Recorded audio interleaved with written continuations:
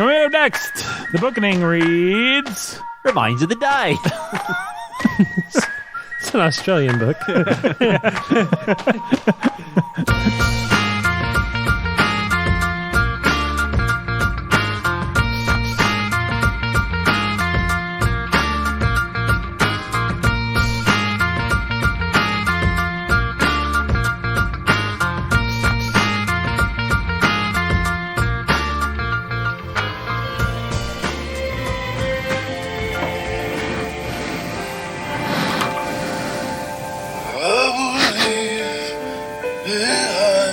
Why do people like this?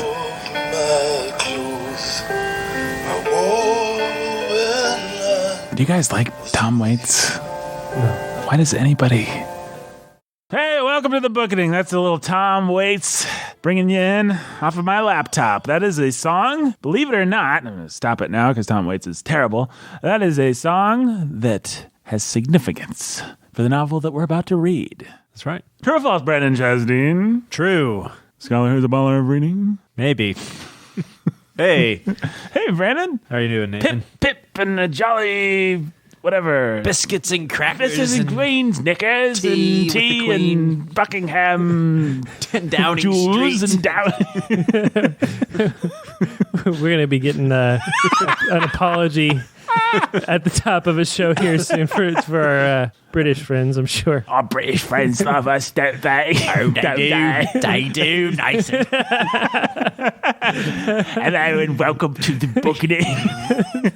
I'm your humble and obedient host. Oh, so humble. So humble. So obedient. Obedient. We've got the pastor who's a master. The pastor who's a master of reading over there. Yes. Hey, Jake, welcome to a very British edition of Bookening. Thank you. Chip, and biscuits. And all right, that's enough nonsense. We're talking about Remains of the Day today, Brandon. That's right. Button that jacket up. Yeah, it's time to engage in some light banter. Some dignity. Have you guys been practicing your 3 witticisms a day? I have. Indeed. Hashtag Remains of the Day reference. Wasn't joking about Tom Waits, folks. That's going to tie in. We're going to find out about it. I wouldn't be at all surprised if we found out about it later on. A little segment called Contextual Texan. That's right. Or in this case, it'll be called The Contextual Texan. The Contextual Texan. That's right. I was trying to come up with some British thing. I painted myself into a corner and... Context with Jeeves. Guys, this is the Bookening. Now, if people haven't listened to this show, they probably want to know what happens. Here's what happens. Jake's a pastor, and Brandon's a scholar, and I'm just a guy, your humble and obedient host, agent provocateur. We indulge in some light banter, like Stevens does in this book, a little japery, like I'm doing now. Yeah, japery. Some japery. That's a word, right? No, it is a word. I just haven't heard it in a long time. I'm using it correctly, right? No, you are. And then, following the japery, we do something called donor shoutouts. Now, donor shoutouts is this part where people give us money for some reason because they like our content and they want it to continue. They want to support us, buy us a beer, whatever. They give us money. We shout them out. Some of them, the ones that give us enough. And then... what's going to happen? Brandon, he's going to give some context. That'll be a segment called Contextual Texan because he's from Texas. He's going to give some context for the work. And then we'll talk about our baggage. I don't know. You can just listen to this show. Basically, we're going to talk about this book, Remains of the Day. It's going to be, will it be as good as Close Reads? Will the book be as good as Close Reads? Yes. How does the book Remains of the Day stack up against an episode of Close Reads? No offense to our lovely friends at Close Reads. No, of course but not. I think Remains of the Day is better than you. I think that Remains of the Day is better than us as well. So it is by a Nobel Prize-winning genius. That is true. All right, fellas, let's do some donor shout-outs. What? Jippy, hooray. Jippy? Oh, whoops, I started Tom Waits again. Oh, japery and draperies. Our first patron, we're going to start it out with Professor X. Is there a gimmick today? British. Professor X. Eric and Catherine, the Lovebirds. Eric and Catherine, the Lovebirds. Nathan, not Nathan. Nathan, not Nathan. Benjamin Tiberius and his wife Dana, the Lovebirds. Benjamin and Dana Tiberius, the Lovebirds. Again, impeccable British accent. Impeccable. Well, Jake's he's a Yankee. He's got it Doodle down. dandy. Yankee Doodle do or die. He doesn't do He wears that feather in his cap He's every got a week. feather in his cap. Call it macaroni. He's got an American flag draped around his shoulders right now. There may or may not be two eagles, one perched on every one of his shoulders. Every one of them. He's Every got time he takes a step, right, yeah. fireworks. fireworks go off. And Jay and Kater, who are cold and love cheese. Jay and Katie, who are cold and love cheese. Whoa, these accents. I don't know. All right. Not good at them. Let's just do the rest of the show like this. Like a weird malfunctioning Jewish robot. My beloved Mother Beth. My beloved mother Beth. Beth. John and Jill, the Lovebirds. John and Jill, the Lovebirds. Robert and Rhonda, the Lovebirds. Your mum. My mom and my pap. And the inscrutable Jenny Z. The inscrutable Jenny Z. Andrew and Esther, the Lovebirds. Andrew and S, the Lovebirds. I'm sorry, folks. I'm sorry. That was a silly donor shout out, even by our standards. That one kind of abandoned all hope of a theme or anything. Just, I blame myself. I blame myself. No, I have no ability to do accents. well, I have no will to try. Yeah. All right, well, that's donor shout outs. Thank you for shouting us out, folks. Thanks for giving us money. Go to patreon.com/the Bookening if you'd like to be part of this wonderful thing. If you'd like it to go longer, if you'd like to hear more stabs at different accents, if you'd like to hear Brandon do a French accent, Yes, oui. then you can right now. You don't have to do anything. You just did. Hey, the guns are going off. Bang. Dignified guns this time. Dignified, very dignified. Give us a hail and hearty yeehaw. Oh, yeehaw. This, of course, is Contextual Texan, part of the show where Brandon shares some much-needed context for the work in question. In this case, the remains of the day. Where do we begin? Nick? Where do we begin? We usually begin with a bio. We do usually begin with a bio. We've kind of got this in cookie cutter fashion now. Cookie cutter fashion. At least as far as the beginning happens. We always begin with a bio. Then we I don't know. As far as it begins, we have a beginning. First of all, Brandon, how do you pronounce his name? Because I feel like I'm going to mess it up because I suck. I'm supposing it's Kazuo Ishiguro. Kazuo Ishiguro. You agree with this, Jake? I agree with that. Okay. It sounds like that's the way you should say it. Ishiguro. Ishiguro. I'm just going to call him. Ishiguro. His friends call him Ish, as I found out Oh, do they in really? one interview. No, they seriously do call him Ish. There you go. And so we'll call him Ish. 'Cause Okay. I feel like he's an old friend. Yep. Call me Ish. I guess I should start out. One of the things I did for context, which was unusual this time, is I actually pretty much just read his oeuvre. He has 7 novels he's written. I listened to The Unconsoled. I read The Remains of the Day. I read Never Let Me Go. And I read The Buried Giant. Never let me go. So you went above and beyond for the folks, Brandon. Well, I just really, Or you just like I was, really? I was into him. So Let me ask you this. Do you recommend that our listeners read other novels by Ishiguro? yes, You like them? I liked Never Let Me Go. It's good sci-fi Sci-fi? as opposed to bad sci-fi. I thought he only wrote books about post-colonial British Yeah, stuff. you thought he was just some post-colonial Japanese writer in Britain. No, that's not all he writes about. In fact, he rarely writes about that. So his first 2 novels, so we can jump right into his bio. Sure. His first 2 novels, one was An Artist of the Floating World, the other was Pale View of the Hills. Those 2 novels were actually about Japanese citizens in Britain at the time. Well, actually, Pale View of the Hills is. Artist of the Floating World is actually about an artist in Japan after World War II. And so people began to think that he must know a lot about Japanese culture. One interview I read gave An Artist of the Floating World to people who were traveling to Japan, saying that this will teach you all about their culture, everything that you need to know about it, which is funny because he actually has never been to Japan. Really?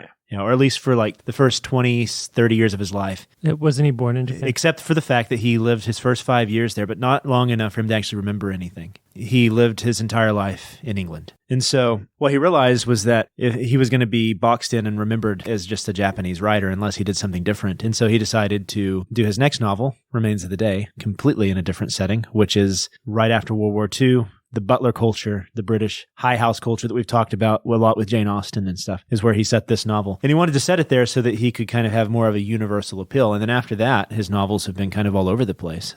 Never Let Me Go is kind of a futuristic novel to an extent. It seems to be set after World War III, when we've discovered how to cure all our diseases by using clones and their body parts. So we harvest body parts from clones. And so the novel's set from the perspective of these clones who are raised so that they can die. It's really good, actually. Huh, that's like a classic sci-fi conceit right there. Yeah, it's good stuff. And then his most recent book is this one called The Buried Giant, which what he wanted to do was write a novel about what would happen if there was a culture who completely suppressed certain memories because they were just too traumatic. And so the setting he ended up deciding on was he read Sir Gawain and the Green Knight and decided to set this novel in the time right before the Saxons killed all the Britons in early British history. And so that's where this is set. He writes across genres. He takes an idea first. He has this idea for a novel. And if it seems what he says to have emotional power and weight to it, then he'll find a setting for it later. And so it can sometimes take him up to 10 years to actually write a book because he says he'll have all these ideas. He has little notebooks that he carries around. He'll jot down 2 or 3 sentence ideas, but unless they really grab hold of him and really seem to have life, he'll just toss them out and won't go with it at all.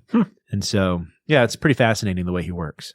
But then, so I guess this is just sort of a brief introduction to the guy before we actually get to his bio. So just a brief bio about him. He was born in 1954, so is he our most contemporary that we've read? Ernest Cline. The most contemporary author. We're talking about authors. Nate Wilson? Yes. Marilyn Robinson. O.N.D. Yeah, Marilyn Robinson. No, she's probably older than him, right? Yeah, they're fairly contemporary to one another. Anyway, so he was born in Japan. His mother actually lived through the atomic bomb dropping on Nagasaki, and she remembered it. And so she survived she was the only one actually injured. It was because like some debris fell on her, but she was actually in the city when the bomb fell. And so this was a part of his mother's memory. Whoa. Yeah.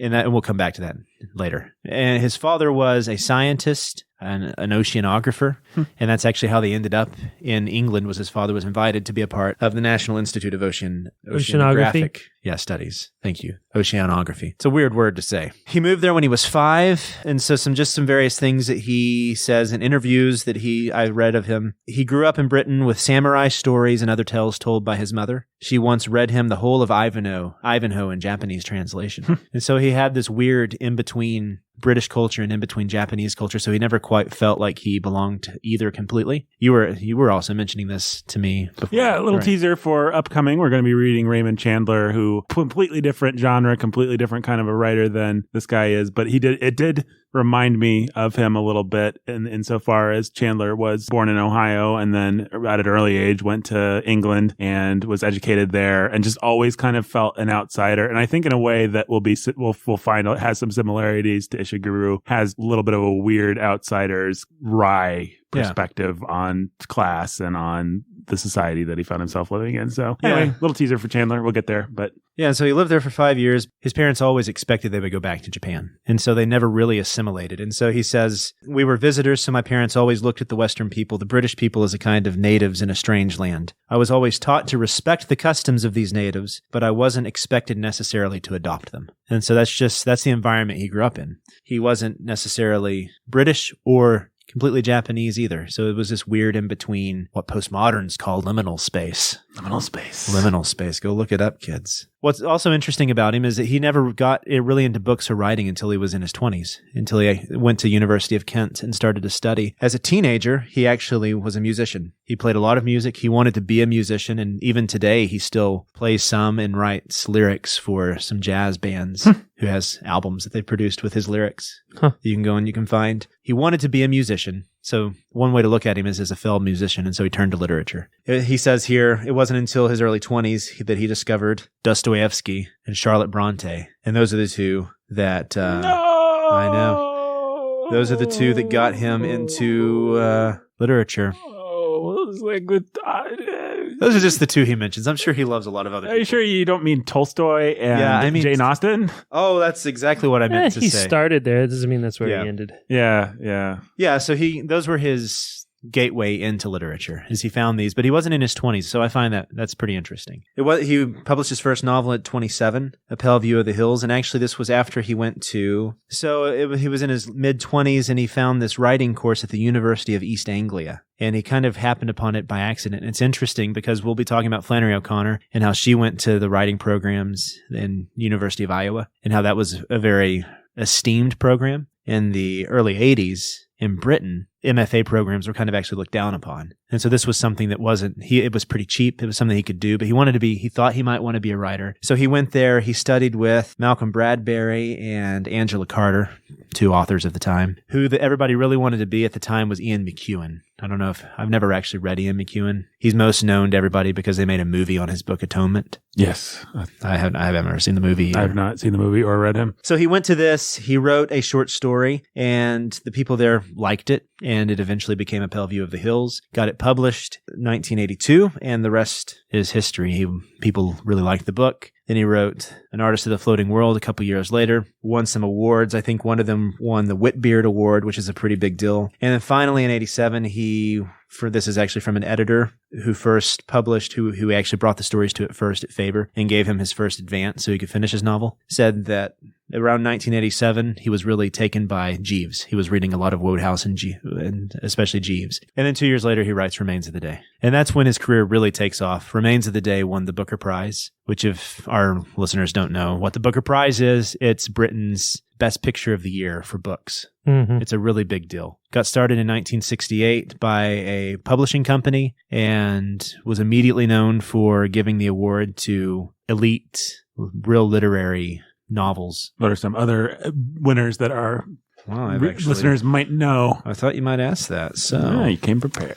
Yeah, I came to play, buddy. Is that what you said? Yeah. Let's see. We've got Iris Murdoch, The Sea, William Golding, not the Lord of the Flies, but Rites of Passage. Right on. One that I've mentioned before, Salman Rushdie, Midnight's Children. Kazuo Ishiguro, The Remains of the Day. Hey. Some people might know who Coetzee is. He wrote J.M. Coetzee. He wrote Disgrace. Okay. Julian Barnes, The Sense of an Ending. And then could have sworn that Irish writer was on here. John Banville, The Sea. So a lot of big names in British literature have won this award. And so after that, his career really took off. So The Remains of the Day was written in 1989. And then 1995 is when, trying to think of who might be actually P.T. Anderson, the director, is a good, I think, analog to what happened to Kazuo after this. Just started doing whatever he wanted, whether people liked it or not. And things just got really obscure. So The Unconsoled. So there's a famous literary critic, James Wood. He said,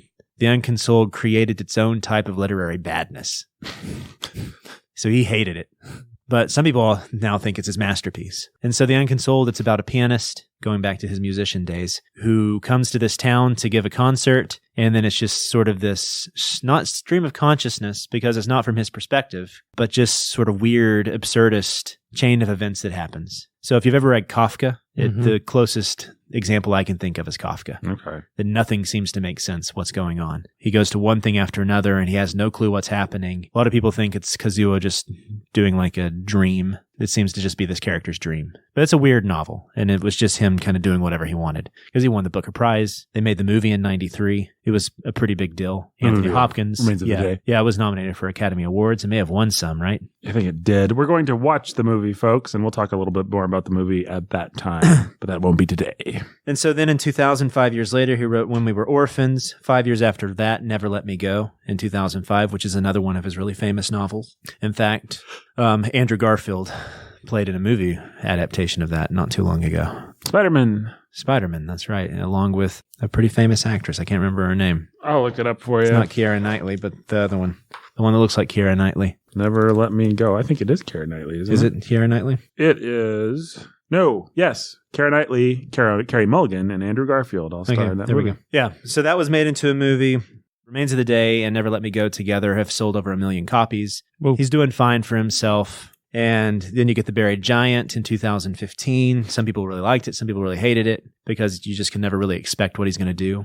And then in 2017, he wins arguably the biggest award an artist can win. He wins the Nobel Prize in Literature 1 year after Bob Dylan had won it. All right. Yeah.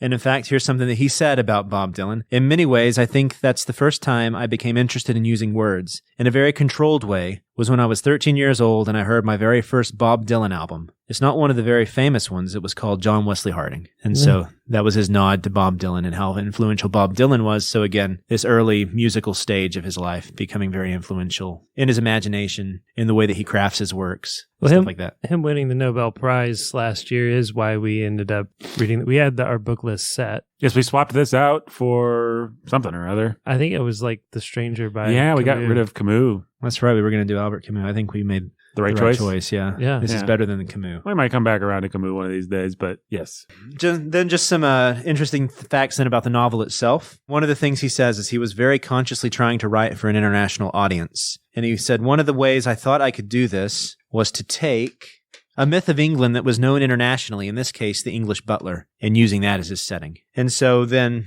just to then quickly, I think it'd be helpful to talk about what he does with setting, because one of the things that I really found interesting about him is the way that he handles craft and writing. So one of the things he says about setting is he says he's always had a problem with setting. I was uneasy about people mistaking me for a journalist or a historian. And I thought that by moving to a Western setting for something like The Remains of the Day, people could actually measure the distance between historical accuracy and my imagined world. But then he laughs, he says, oh no, but actually they said this is fascinating. This is how butlers actually spoke about their duties. But actually, when he wrote Remains of the Day, he was surprised to find out how little there were about servants that was written by servants. And so it was amazing that so few of them had thought their lives worth recording, so most of the stuff in The Remains of the Day was simply made up. So almost everything that happens in this novel is pretty much just his imagination about what a butler must have been like. So I know that from one article that I did read, he did read some. He tried to find these things that he could draw from. And he makes an interesting point that he says that there's like this perfect moment to write the book. It's when you've done just enough research but not too much research. Because if you've done too much research, all you do is you end up writing a historical novel. But you got to get right to that point where you can live in that moment, but not Put yourself there. And but not just be writing history. He got just enough apparently, because I mean, this feels like 1950s Britain to me. Yeah. And it seems pretty real to me, the world that he's imagined. So then he says, by the time he got to writing The Remains of the Day, I realized that the essence of what I wanted to write was movable. For me, the essence doesn't lie in the setting. Where might the essence lie? Without psychoanalyzing, I can't say you should never believe an author if he tells you why he has certain recurring themes. But two influences that are on this book. One you played at the beginning, which was Mr. Tom Waits. Yep, Ruby's Arms. And so part of the problem he had with his novel was that the whole thing was about this tightly buttoned up British butler. And apparently the novel was just going to be that way the whole time. But then he heard this song, Ruby's Arms, which apparently is about a hobo leaving his love. I don't know the song that well. People couldn't listen to it. In the interview I watched with him, he said that Waits somehow captured the idea of someone talking about love. And I tried to listen to the song and I didn't get this at all, but I don't like Tom Waits that much and he does. So whatever's clever. He said Waits captures someone who isn't good at talking about emotions or has never talked about emotions who suddenly is. Apparently that's what the song is about, or that's what happens in the song. So he thought, I got to get that moment in. And apparently the song is directly responsible for him going back and inserting the line that says something along the lines of "my heart was breaking" in the novel. Yeah. Which wasn't there initially. Initially the ending never had which seems like when you read it now, it feels like the whole novel's building towards it when Stevens has just a moment of actual self-knowledge and understanding. Yeah, it's the most striking line of the novel. Right. Sure. And he went back and inserted it based on this Tom Waits song, apparently. Yeah.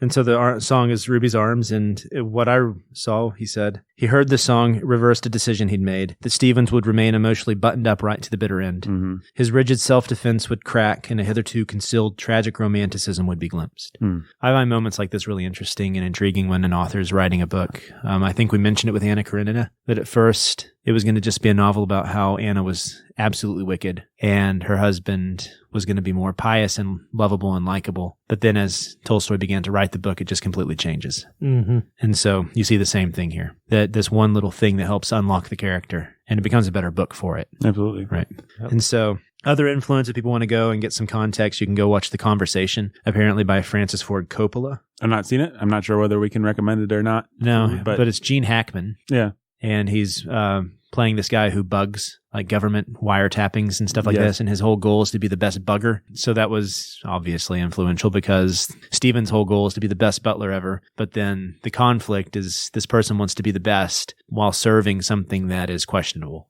at best. And so in this novel, obviously, Lord Darlington is a Nazi. Right. So spoilers. That's not a spoiler, right? It's not a spoiler. It's not exactly fair either, I wouldn't say, but we'll talk To about say that he's a Nazi. Yeah. I don't think it's fair. Certainly that's what the people of Lord Darlington's time would have said about him. But. Yeah. There are some interesting things he has. I found him actually a fascinating person to read about just with the whole process of writing. Mm-hmm. And I won't spend a whole lot of time. I actually have a lot about it, but I won't read it all. I will say very quickly in regards to that, I would encourage people to look up YouTube videos of interviews with this guy. He's really articulate. Seems, I don't know a lot about him personally, but he seems humble about the craft, and it's just rare to, I only just watched an interview this afternoon in preparation for this recording, but it's rare to have an artist of any type be as articulate about their work and as kind of open. I mean, he's there are things he doesn't want to talk about or About secrets. their work, you mean as in the process? Yeah, he just, the woman asks him questions about what he was thinking about with Remains of the Day, and he really gives her not pat answers like a lot of authors would, and not evasive answers like almost any author that you see talking about their work is going to be either pat or evasive, and he's neither one. He's very articulate and seems to understand what went into the making of his books.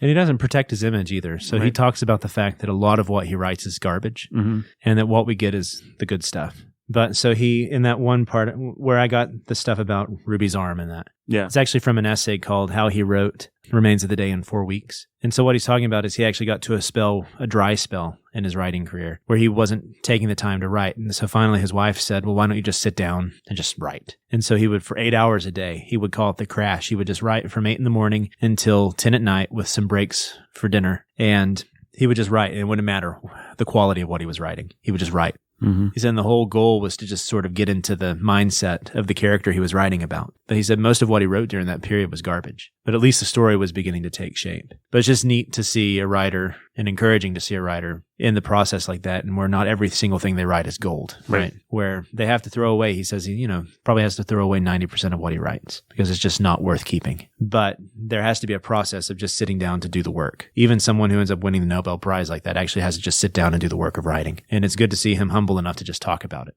because a lot of people, such as guys like Hemingway, for example, who always said things like, writing's easy, all you have to do is sit down by a typewriter and bleed. And that's a really cool sounding thing to say, but it doesn't really tell you anything about Hemingway's process. Or you think a lot of guys just have this romantic kind of way that they talk about it. Yeah, and actually that's how he starts. I can't remember if it's that essay in particular, but it's one other place where he was talking about the process of writing. He was saying a lot of people want to romanticize the act of writing, and he says maybe for some people it is that romantic, but for him it's actually just something he does. Mm-hmm. It's a job, and he has to find a way to get it done. He has his process, and I mean he's amazing at it, but still it's a job that he has to get done, and he doesn't want you to idolize him for it. So I really admire people in any craft or art that have that kind of view. I think we talked about it a little bit with Anthony Hopkins, who played the butler in the movie we'll be watching. He's just a guy that memorizes his lines, shows up, says his lines. It's the way to be. Yeah. One last thing, I guess, to say about what he thinks his writing does, what he thinks literature does.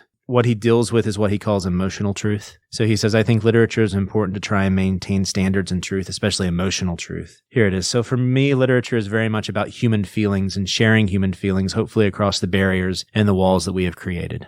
So his goal is not to be, so we've talked some about how you have philosophical writers. In fact, if you look at this Booker Prize winning writers, they actually give you genres. So you have philosophical novel, biographical novel, historical novel, historical novel, historical novel, historical novel, war novel, novel. And so his goal is not to write necessarily, he will write those genres, but his large goal is to share with us this world of feeling that can somehow, he hopes, access truth and somehow access reality. Whether or not he does it, who knows? But what this does get us to is sort of the broader contexts around the way literature approaches reality and truth in today, and also the influences that he had. So we've talked quite a bit about modernism, postmodernism to an extent, but just as a quick reminder, the big catalyst for literature would have been World War II, and everything that happened before and after World War II was just completely changed because of the war. World War I was kind of the start of it. World War II kind of put, well, for one, the brutalities of World War I were just escalated with World War II. You had Hitler, you had the Nazi, you had the concentration camps. You just had brutality that was highlighted with World War I that was just escalated to like the nth degree with World War II. And so everything that happened after that was people thinking, well, how do we even know truth and reality anymore? And that's kind of the way we look at postmodernism. French philosophers sitting around saying, well, we can't really know truth. And that would have actually been what Camus would have been. He was an existentialist. Fun fact, a lot of people point to Dostoevsky as... yeah, he was one of the first existentialists with his Notes from the Underground. Boo. Yeah, boo. So, but he was writing this. So he started writing in 1958. His mom, well, he didn't, sorry. He was writing in the 1980s, but his mom lived through World War II, as we said. He heard these stories and he was living in the aftermath of that. But he's far enough beyond it to not really be like the postmoderns as they were immediately after World War II, right?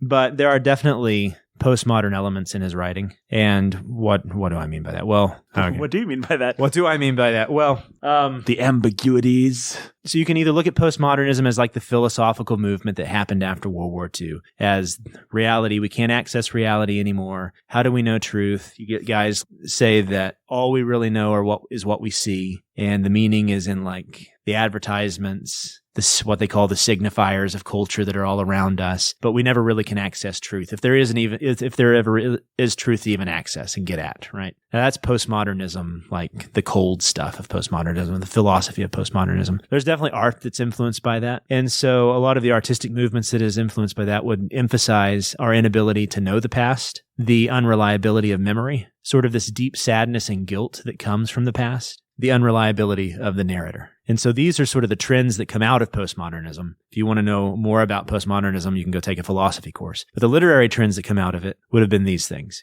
And you definitely see these trends in Ishiguro. You see he's very concerned about memory. He's very concerned about the guilt of the past and the way it relates to the present. And he's also very concerned, almost all his novels are from a first-person perspective, and how that affects the reliability of what you're reading. Like, can you actually trust Stevens and what Stevens is telling you? Right? Am I right in remembering, it's the problem, the thing of memory. Am I right in remembering that there's actually a point in the novel where Stevens revises, like I know He does it multiple times, yeah. Yeah. but where he actually says, I got that wrong earlier. Yeah. Now let me correct it. Yeah, I think he does it 2 or 3 times. He's like, actually, maybe I'm remembering that incorrectly, right? Like maybe I don't. I think maybe one of the first times he does it, he attributes a scene or a line to Miss Kenton, or a phrase or some dialogue to Miss Kenton that was actually belonged to Lord Darlington.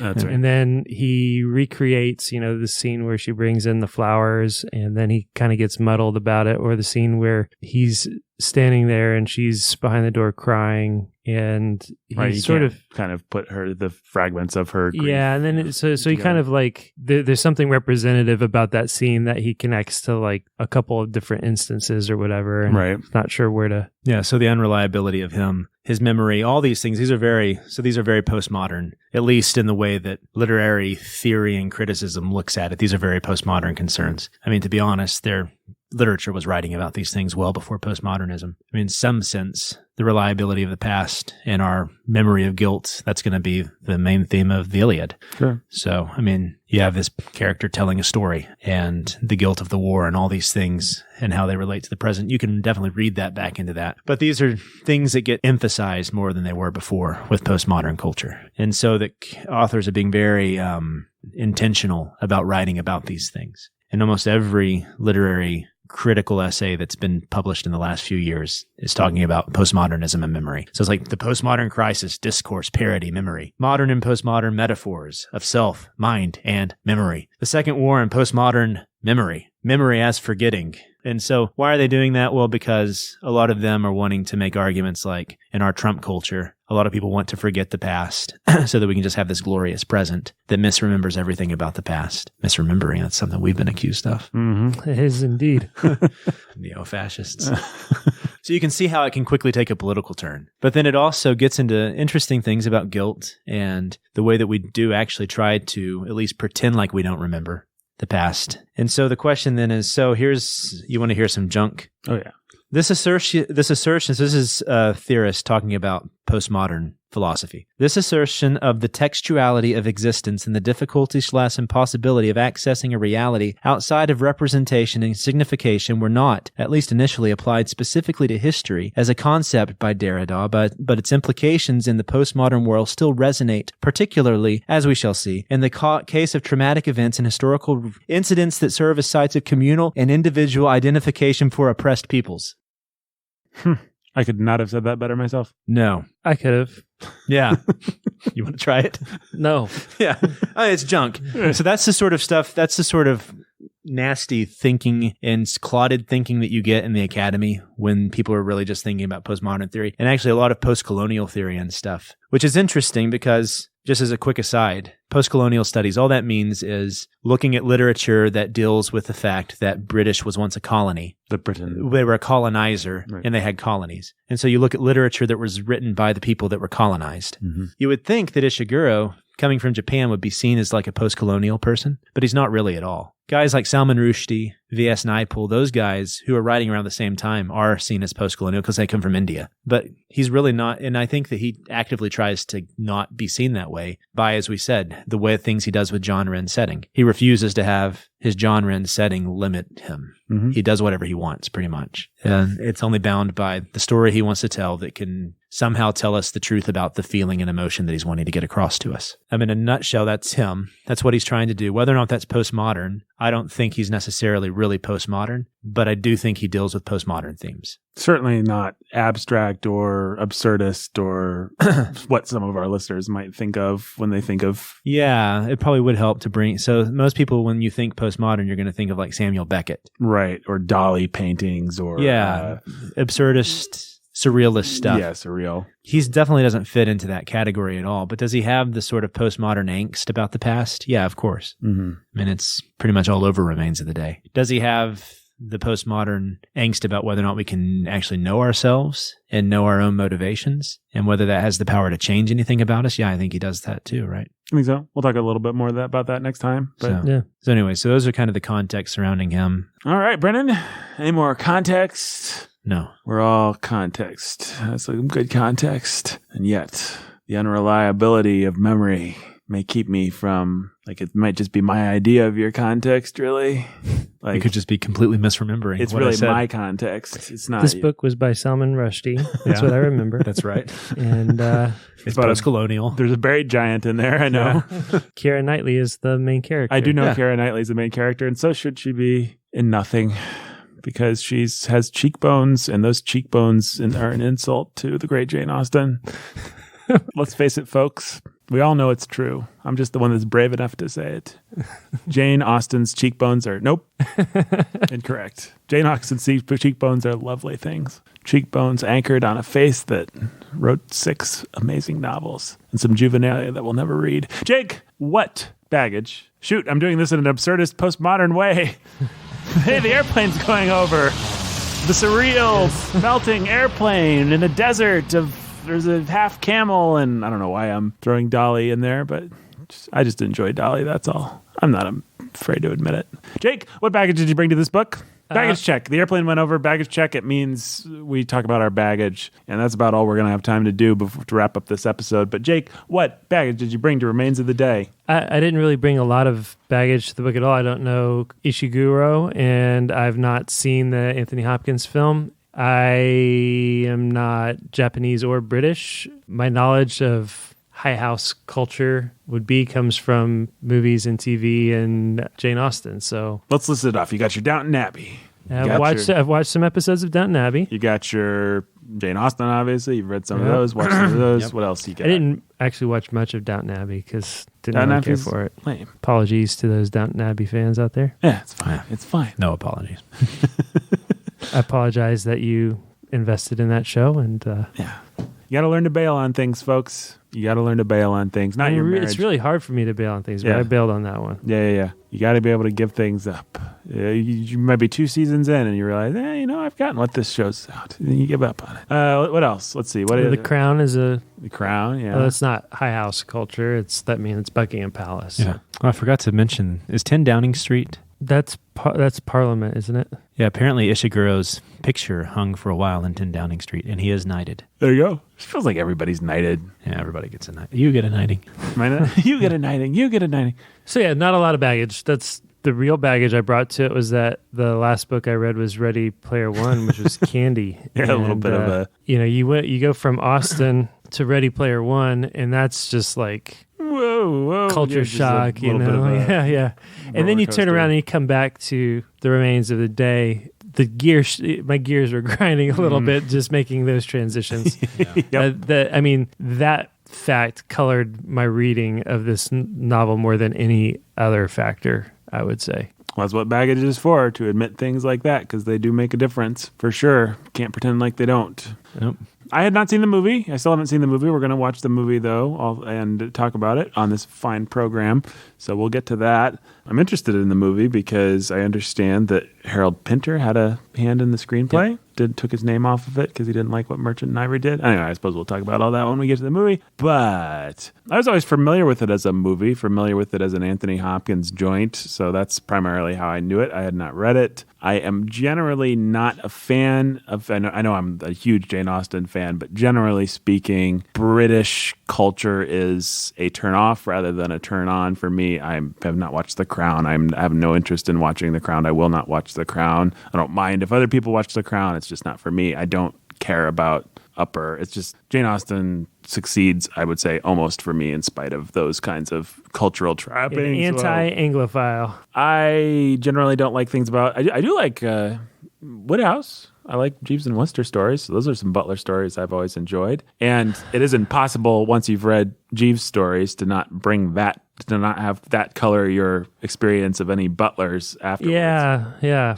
Same. So... Ditto. Brandon says ditto. Brandon, what baggage did you bring to this fine novel?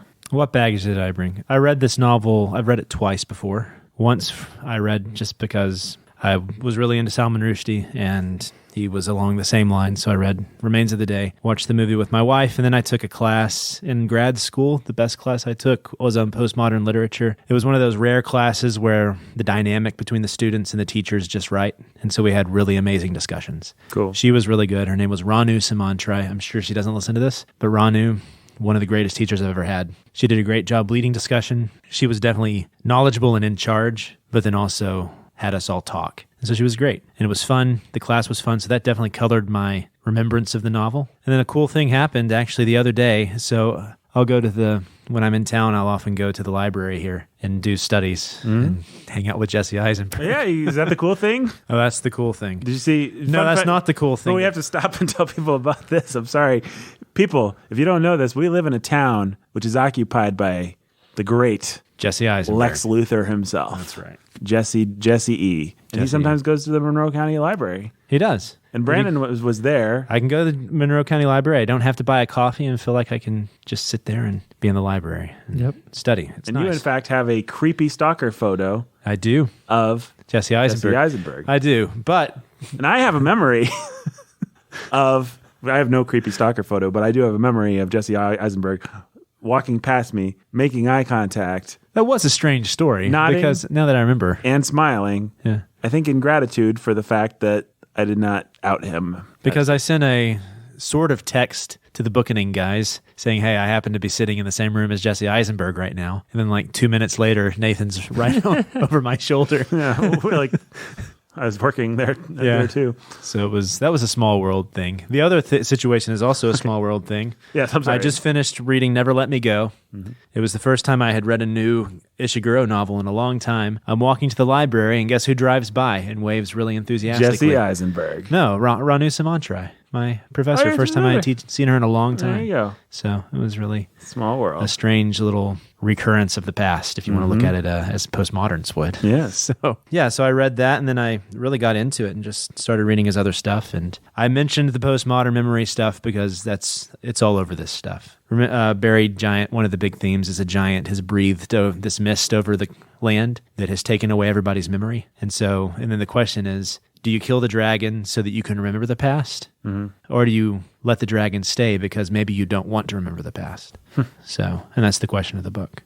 So Well, I know, having talked about this stuff, I've been feeling a little self-conscious because I think some of our listeners probably have read their Chesterton, and so they're like, are you guys just like saying that this Ishiguro guy is a morbid, modern, self-obsessed... No, actually. He might use some of those tropes and deal with some of those themes, but he seems to handle them in a responsible way. And that's why he's interesting, yeah. From my experience of having read one novel and listened to Brandon talk about the other ones, he's a good author, right? Yeah.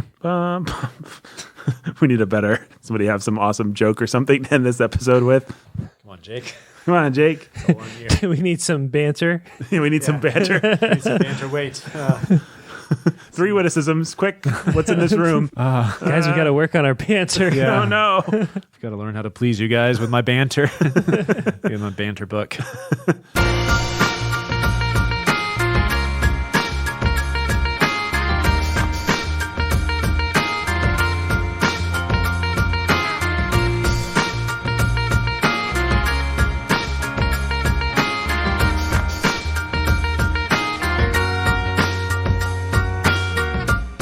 The Bookening today was written and produced by Nathan Alberson. It featured the great, the incomparable Brandon Chasteen doing Context. Hey, Nathan. Brandon C. and Jenny Z, both inscrutable. No, Brandon's incomparable. He's very scrutable, though. You can screw Brandon all over the place.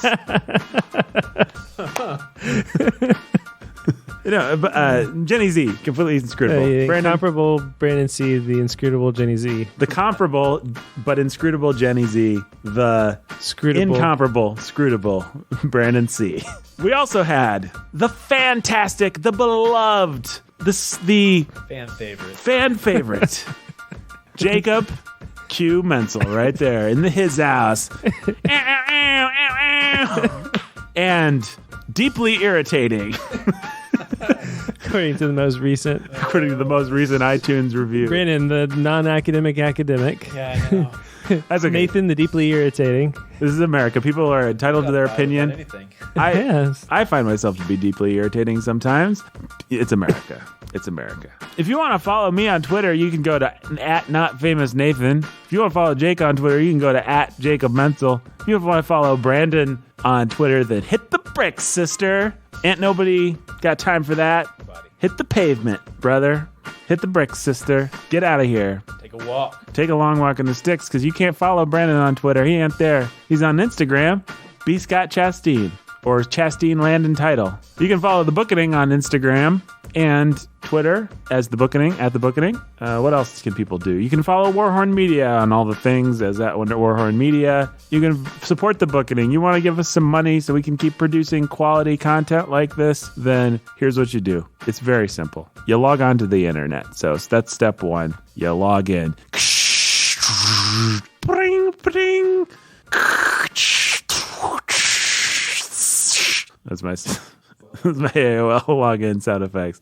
And then your dad is mad because he misses a business phone call because you're on there for an hour and no one can call. But you get on the internet. You go to www.patreon.com/The Bookening. It takes like 40 minutes to load because we're assuming you're doing this in 1998, I think. Because you're listening to this podcast through some sort of time device. It's my assumption. So you get on the internet. It's fair. Fair assumption. Your AOL or your Blue Marble, your what are some other internets that people might have had back then? Time Warner. Anyway, you get on the internet, you go to patreon.com/The Bookening. The website doesn't actually exist yet. I don't think Prodigy. so. Prodigy? Yeah. Yeah. Prodigy. What you do is you wait about 15, 20 years until The Bookening becomes a thing. Then it's very easy. You get on the internet, your smartphone, your tablet, whatever. You plug your brain in. Maybe you're listening in the future. Maybe you're listening 100 years from now. We're all brains in jars doing this podcast still because they resurrected our brains, put them in jars, and made us podcast. Just jack in to the internet, baby, or whatever it is that you have now. Wave your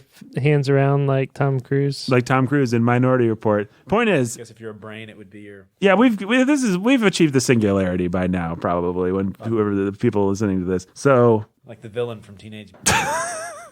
yes. Krang. That great Who would we be if Techno we were Ninja crap. Turtles? Who would we be if we're Ninja Turtles?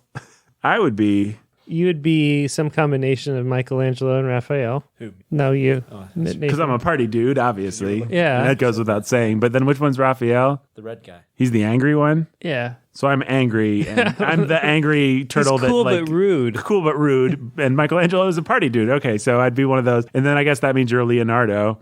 No, I don't know. You got to kind of be all of them, don't you? Because Leonardo's the leader. You're the leader of the show. Yeah, but you're the leader of Warhorn Media, so you can be Leonardo. Leonardo's the worst. Nobody wants to be Leonardo. He's blue and he's got katanas. Yeah, and he's also a dork. He wants to be Raph. You want to be Raphael? Who do you want to be? Brandon is clearly Donatello. Oh, well, that goes without saying. Easy, guys. What's wrong with Donatello? Donatello's cool. Donatello's makes You're nowhere near the cool microphone, machine- by the way. Hey, What does Donatello do? He makes the stuff. he makes He does machines. Donatello does machines.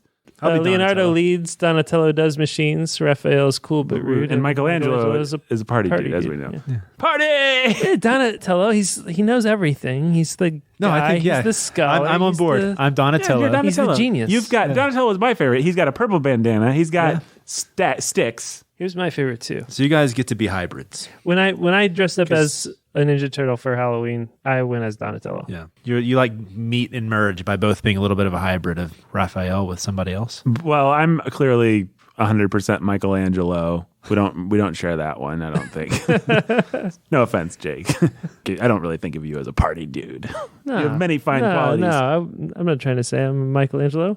But you have some of the fire of who's the red rebellious one? Raphael. And you've got some of the great leadership qualities And general straight-laced of Leonardo. squareness. Of Leo, Captain America. But Leo's got the coolest weapons, and he is the leader. Like, There we go. I don't think there's anything to be. You want to be Splinter? You can be Splinter, I guess. No, I'm fine. Somebody's got to be Leo. I would rather wield a bow than the katanas, though. Who has a personally. bow? Donatello. Oh, yeah. That's- a bow like a staff, not a bow like a Like a bow like and a arrow. bow. A bow staff. That's Yeah. Legolas. Right. Legolas is one of the best Ninja Turtles. Yeah, can it be him? Is this the longest outro we've ever had? I don't know. possible. There was one where we Pig. talked about meat. Yeah. Hey, folks, there's nothing else literary that's going to happen.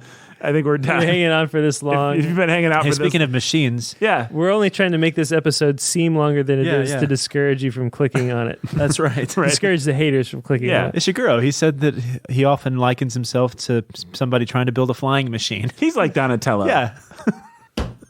Yeah, Leonardo da Vinci's, he's the one that came up with the flying machine, the Who's he helicopter, think he whatever. is? Dan Brown. Dan Brown. Yeah. Who do you think you are, Ishiguro? Dan Brown. You're no Dan Brown. You're no Dan Brown. Definitely no Ernest Klein. Good night, everybody. Support us. Give us money on patreon.com/the Bookening and follow us on all the social medias. Is there anything else they need to do? I always forget. Hey, write us a nice review on Apple, iTunes, or wherever you listen to your podcast. Go there, give us 5 stars, unless it's a larger star system, in which case give us the maximum amount of stars. Yeah, don't give us 5 out of 100. No. I'm going to turn this thing off now.